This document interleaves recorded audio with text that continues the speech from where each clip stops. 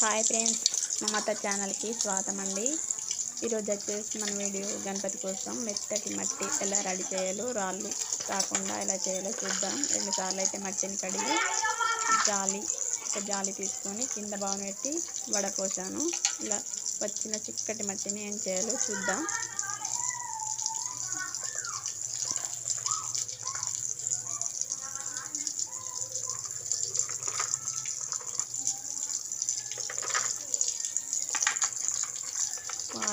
Video నేనే చేశాను. చేలు అడ్డం వచ్చింది ఇక్కడ.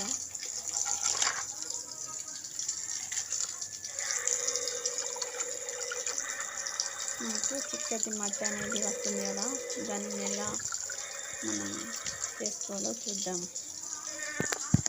ఒక మంచి క్లాత్ కానీ లేదా ఒక సంచి కానీ తీసుకొని ఎండలో పెట్టండి.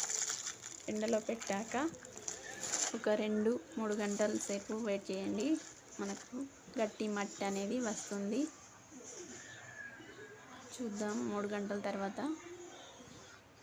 ఇలా అయింది ఫ్రెండ్స్, చూడండి. గట్టిగా మనకు కొన్ని వాటర్ తీసుకొని కలిపారంటే మీకు మెత్తగా మట్టి ఎలా కావాలంటే అలా గణపతిని రెడీ చేసుకోవచ్చు.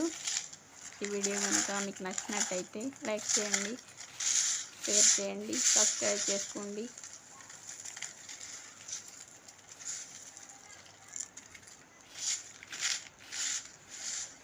చూసారు కదా ఎంత మెత్తటి మట్టి. మనం రాళ్ళు ఏరనవసరం లేదు. ఎక్కడ కూడా ఉసికే రాళ్ళు అనేవి రాకుండా మనకు నీట్గా మట్టి ఎంత కావాలంతా మనం తీసుకొని ఇట్లా ఎండలో పెట్టామంటే ఈజీగా మనం గణపతిని చేసుకోవచ్చు.